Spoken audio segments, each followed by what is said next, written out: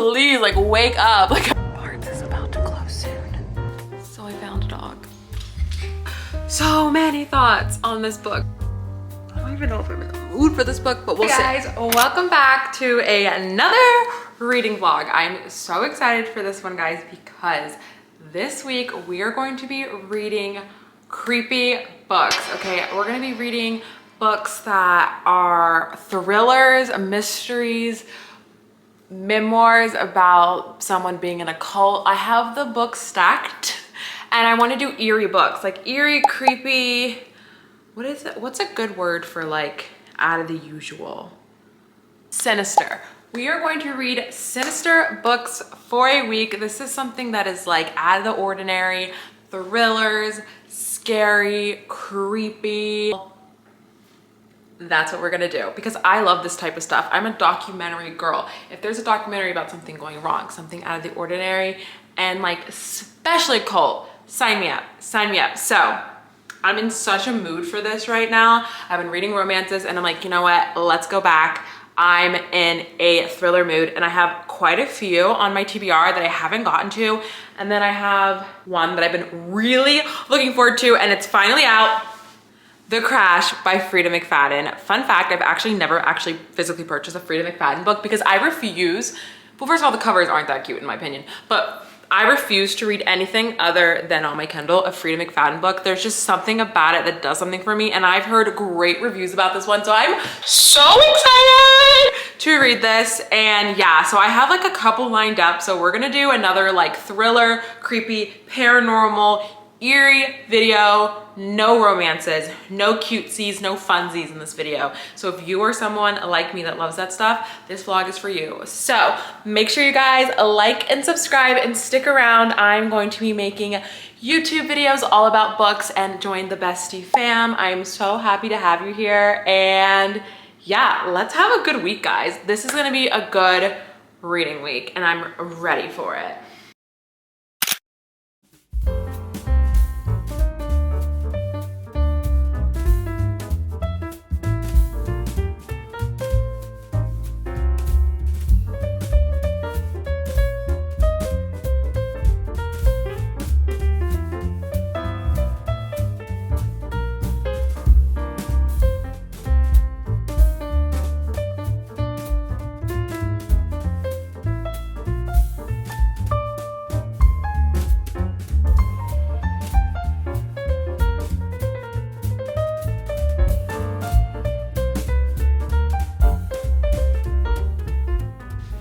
Reality of what I look like when I wake up in the mornings.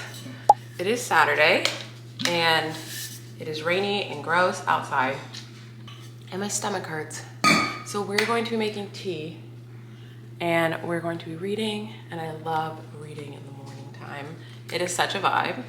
So I did go out with my friend last night to the restaurants and the movies. Let's not get crazy. We didn't go out, okay.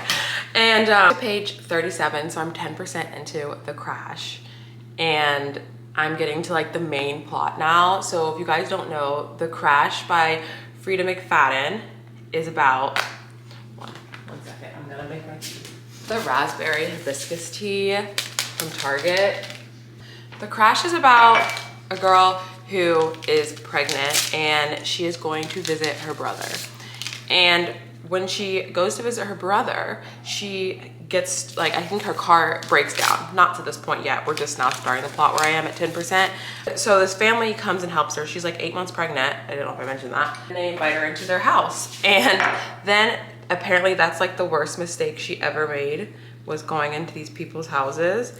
You kind of learn in the beginning like how she got pregnant, who got her pregnant, things like that in the very beginning, and that lore with that backstory. And she's like, doesn't have a lot of money, she doesn't have really friends, and her brother's like her only like go-to person. So she's going to visit him, and I already feel like eerie, and we already have met some people like in the beginning where I'm just like, okay, so like I am literally I'm on to everybody. I'm trusting nobody so far.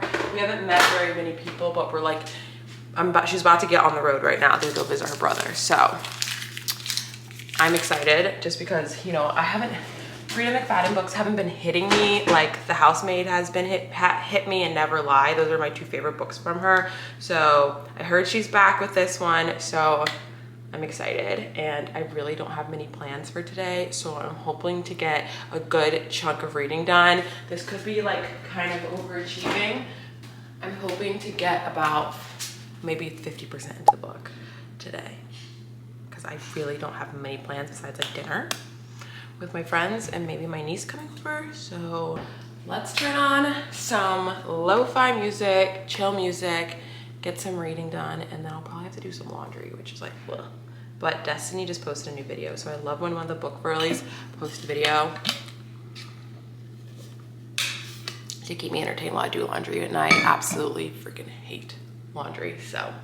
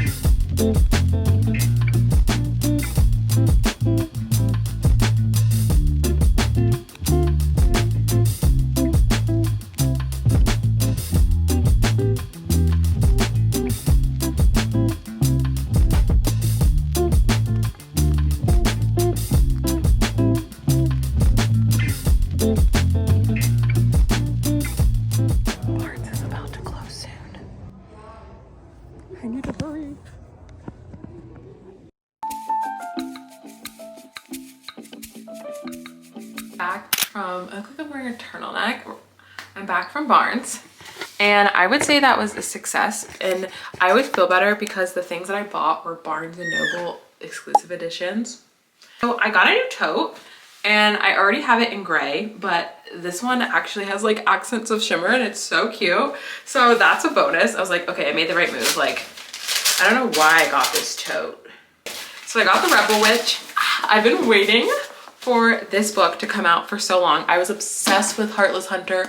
Oh my goodness. So this is a Barnes exclusive edition. I think it's, does it have art in it? I don't know what makes it exclusive, but I guess the cover's just different. I got Heavenly Bodies Barnes exclusive edition with a sprayed edge, and the art in this one is stunning. Oh my god, no, I even got like the second. I hate when this was like, there was only 2 left, so. But look at this artwork. Oh.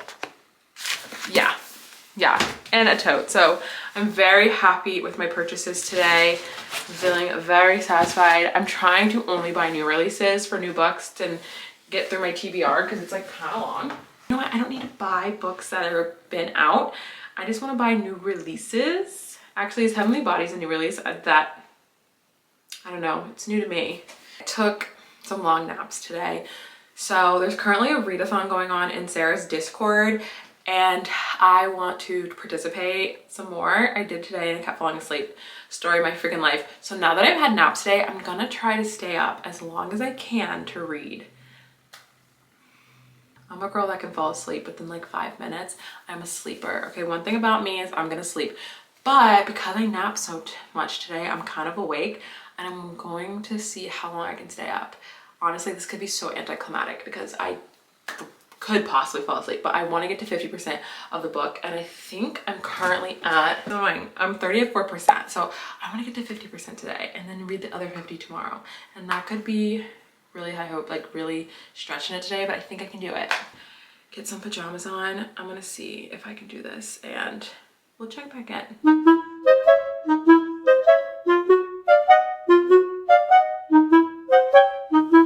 I'm waiting for someone to start a new sprint. Need to log in.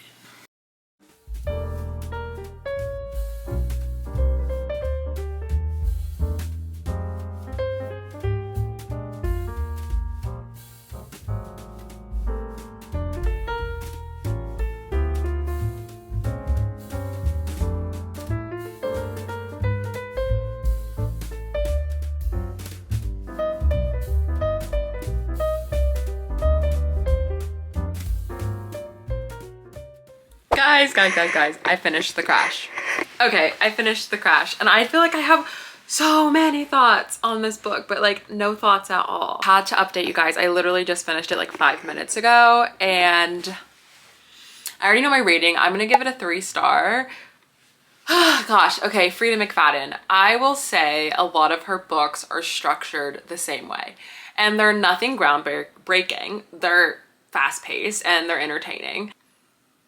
I love reading them. There's just something about reading them because they're so quick and fast, but this one was so predictable, but I don't know if it was supposed to be predictable. So the beginning is kind of like her current situation that she's going through, which is like, okay. And then you get to her driving, and then, you know, her getting stuck on the side of the road and going into the family's home.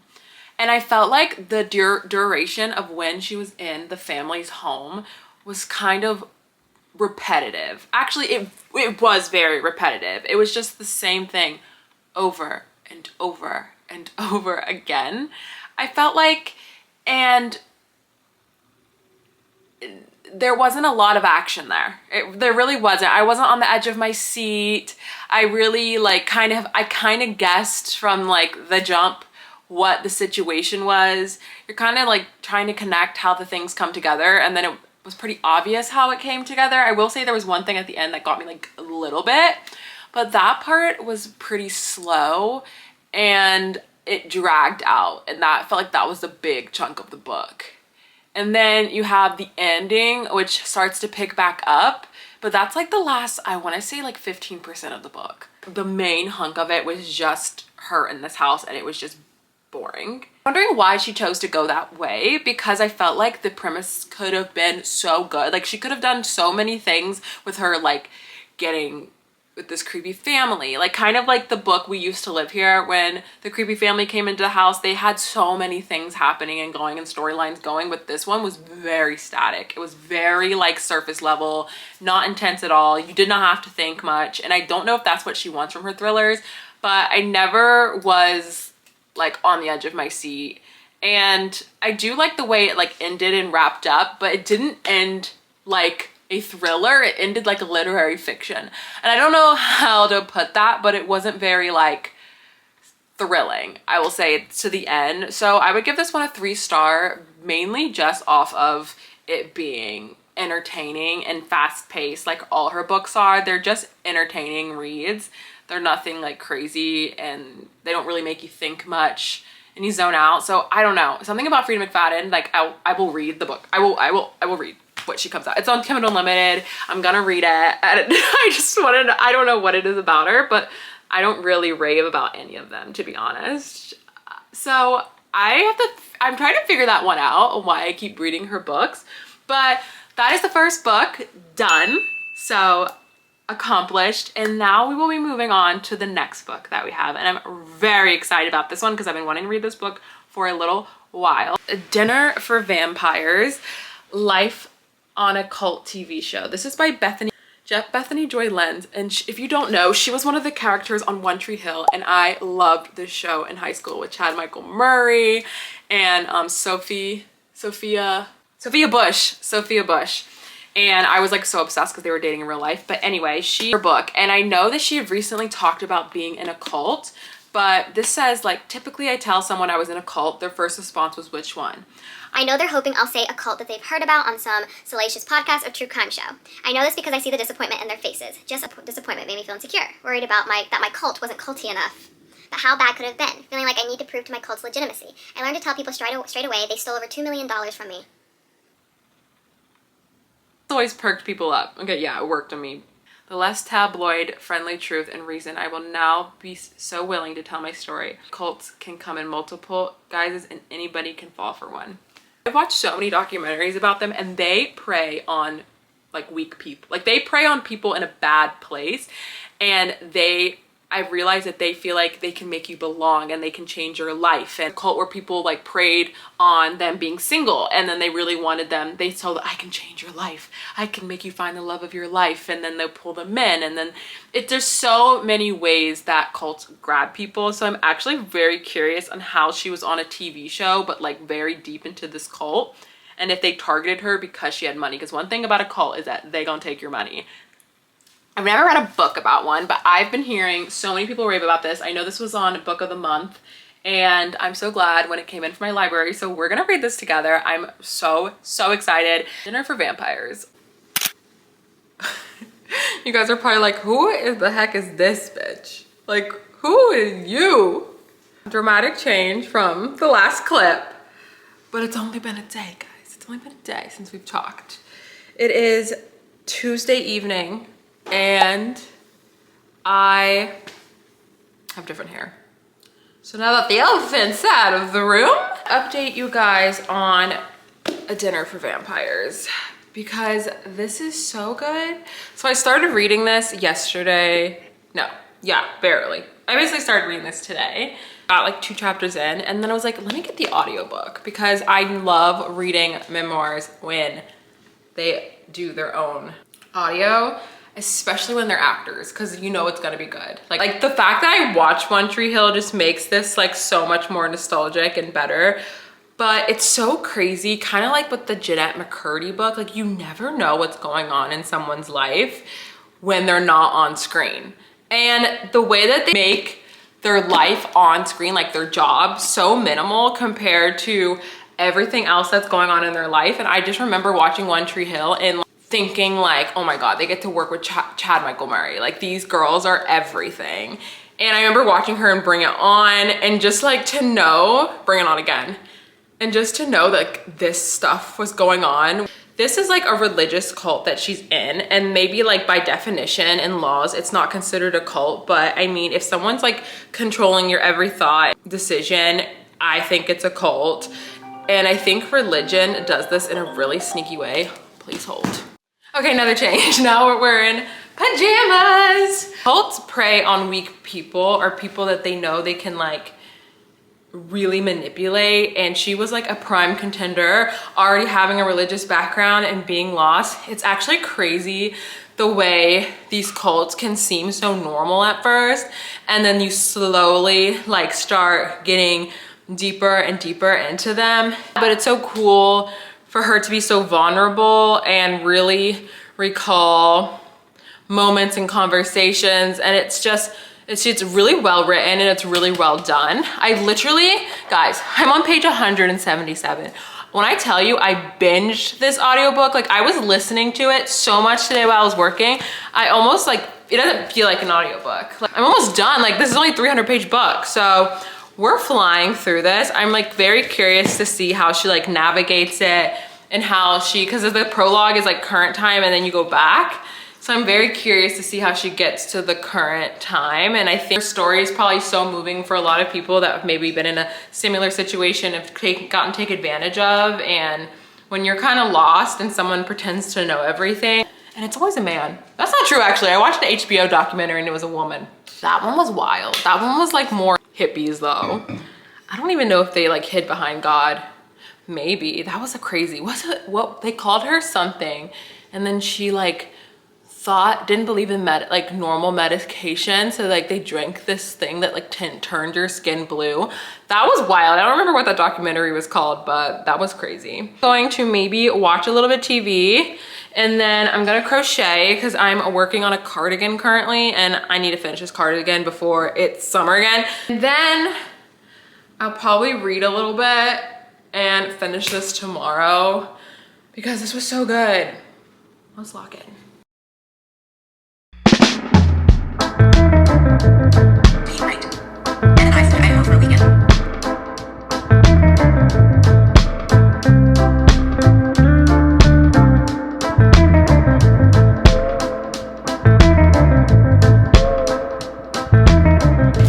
I just got to chapter 19 and not me having a napkin as a bookmark. Okay, that just describes my headspace right now. The manipulation is absolutely horrible and you see it happening in real time, and you see how these people in these like religious type cults like use God for their own selfish purposes to get what they want. And typically these people, it's always about money and control. And to see someone like give up their dreams, like their childhood dreams, and this person like convince them of this because of their own selfish like agendas. It's so hard to read. I'm like sitting here getting so mad like listening to her, and she makes it, she's like audiobooks it so well, like the different voices, like clearly, yeah, she's an actress. Her being like, oh, like girl, please, like wake up. Like I can't wait till she gets to the point where she wakes up and she realizes like how screwed up this is. And it's so crazy like how someone can have you so like brainwashed. It's so crazy. And she still like doesn't see it. Like people are like, you're in a cult, and she's just like, what? Like, no. This person is able to spin everything into such a manipulative way and prey on her weaknesses. Okay, I'm tired. Okay guys, good night. We'll talk in the morning.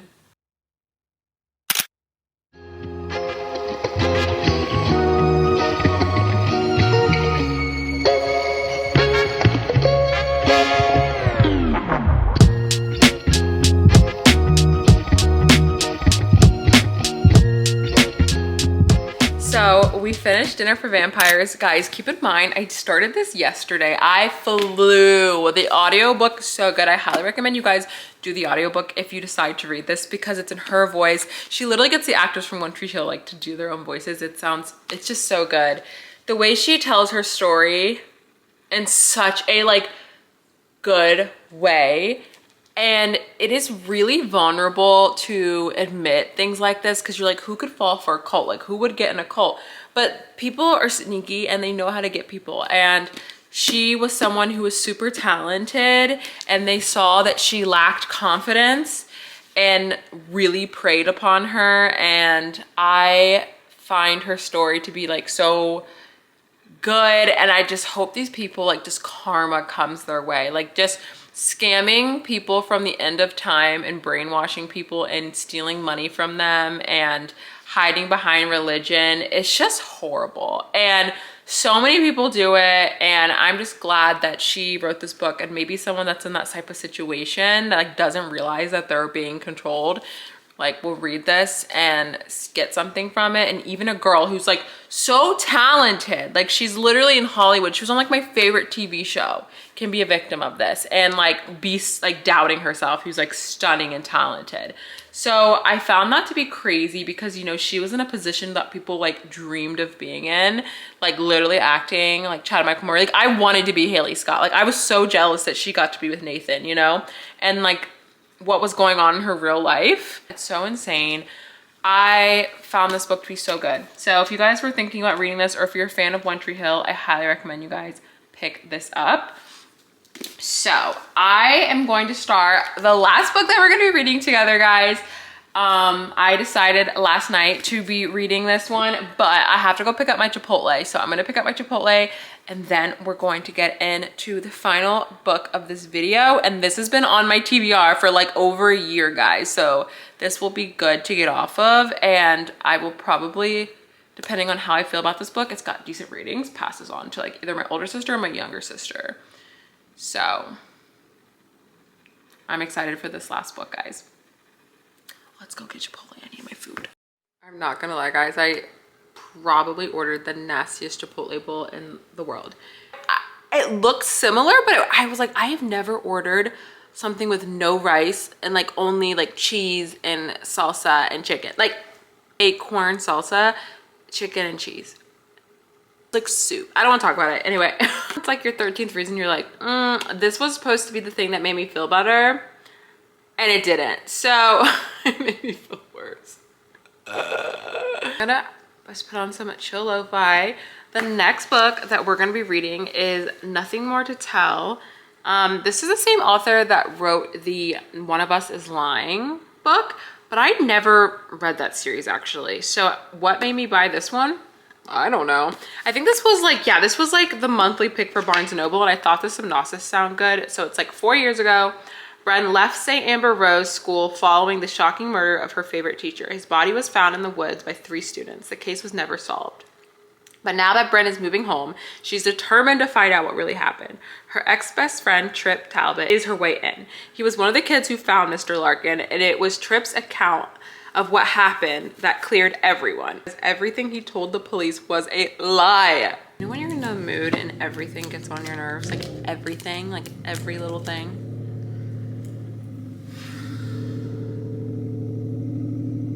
This robo-car, okay. It's like he's taunting me at this point.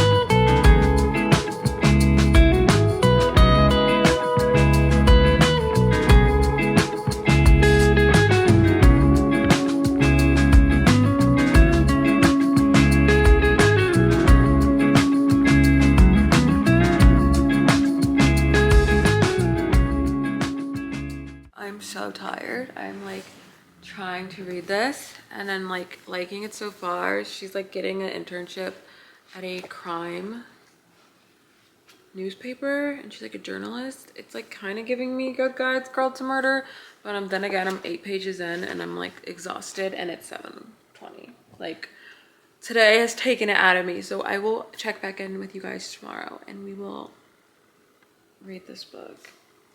I don't even know if I'm in the mood for this book, but we'll see. We'll see. So I found a dog. And I'm trying to find its owner. And that's how my day was going. I was listening to an audiobook on a walk and I came across a dog in the middle of the road. So that's how my day's going.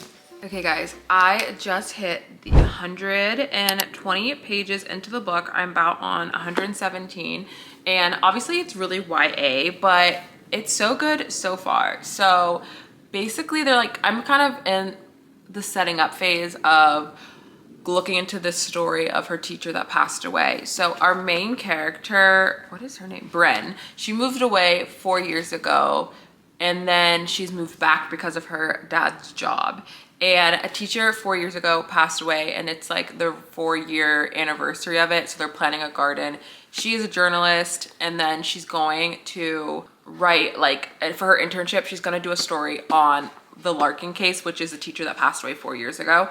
She has to work with her ex-best friend Trip, who kind of like passed her up to be friends with the like elites, the really popular kids, and they 3, this guy and the 2 other popular kids, found the teacher's body in the woods. So they're linked to the case, but they like got off, but the one guy he's friends with is like super rich. And so it's a little suspicious. He's like trying to like get some stuff out of him, but not really, like he's not really budging, but you don't really know why he decided to stop being friends with her. He like did something intentionally to make her not like him, but you're not figuring out why. There's a lot of characters that are involved in this story, so I'm like kind of getting suspicious of all of them. And I just hit a point where I'm like, okay, well, maybe it's not what I thought. So I'm curious on how this book's gonna go. It is pretty YA. Of course, they're like their senior year of high school, and I like the like private school aspect of it, of like the poor kids that are on scholarship versus like the rich kids who kind of are only in there because their parents have money, and there's like that dynamic, and then the teacher. So I'm not like overly obsessed, but I'm hoping it picks up here soon as it's like building the story. So we're doing a lot of like the background and like past timelines. I do like that it's multiple POVs, so it's like a lot of story building right now. So I'm ready to get to what happened to this teacher because there's definitely a lot more behind it. So that's where I'm at. I'm hoping to finish this like maybe tomorrow. I luckily got the audiobook on Libby, which also helps. The audiobook's pretty good. So yeah, we'll check back in. Happy Super Bowl Sunday, guys. I am 73% into Nothing More to Tell. And I honestly haven't updated you guys that much on this book because there's really not that much to say. It's like just a typical YA thriller. And I don't know what made me think like a year ago why I wanted to read a YA thriller, to be honest, because that's what it's giving. Like, it's just not that intense, and I do like really creepy things, and it's a little like underwhelming. It is a mystery, but there's like honestly not much for me to say. We're just kind of like learning more about the teacher that got missing, and the pacing of this book is like actually really strange because the beginning was so drawn out and it made it look like it was going to be all about this like newspaper that she was going to work with, this big investigation that she was going to do. But then she went more into her school life, and then that kind of just took over. And then suddenly like we just don't really talk about like her actually doing the investigation for the newspaper anymore. It's just like her and her friends and like trip at school and like that whole circle. I feel like the pacing of the book is weird. The actual like plot of the book is like kind of spotty on like what we're actually supposed to be focusing on. There's like a lot of things going on for such a short book and for such a basic mystery. Like, we're just trying to find out who killed the teacher, but there's so many other outer things happening that the book's like wraps up at the very end because it was like so slow in the beginning, and now it's like kind of getting fast. We're like learning all these things all at once. I just don't know why like the main character Bren has so much loyalty towards Trip. Like the other guy main character, he kind of sucks in my opinion and a little underwhelming. He like, I feel like she's like very too nice to him for what he's giving. Anyway, it's not terrible. It's looking more like a 3-star book, like kind of indifferent, to be honest. Like, I will finish it, and I'm curious to see like how they're gonna wrap it up and if there's gonna be some big twist, because there was like kind of a twist, but I still wasn't like shocked or anything. I'm like, okay, we just learned something else new. Like, you know, like it wasn't shocking. I will let you guys know my final thoughts. I'm gonna finish this up tonight. Because, well, let's be honest, I'm not gonna watch the Super Bowl, okay? The Eagles and the Chiefs just not exciting to me. It's just not exciting. When I read this during the Super Bowl.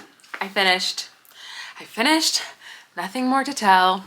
I'm giving this one a 3-star. For a YA thriller, it was honestly not bad. I like the way that the ending was. There was a lot of twists and turns.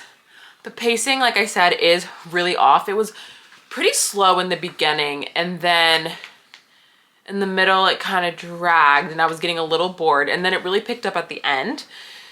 And it was a lot of twists and turns in it. It was entertaining. Is it like my favorite thriller? No. Like, I was not on the edge of my seat at all. There's so many characters. Which I get why they do that in thrillers, but there's so many characters and side plots that I found it like distracting to the actual plot. And then we would like go off on a tangent, and then we would come back to the main plot, and then I'd be like, oh yeah, like that's why we're here.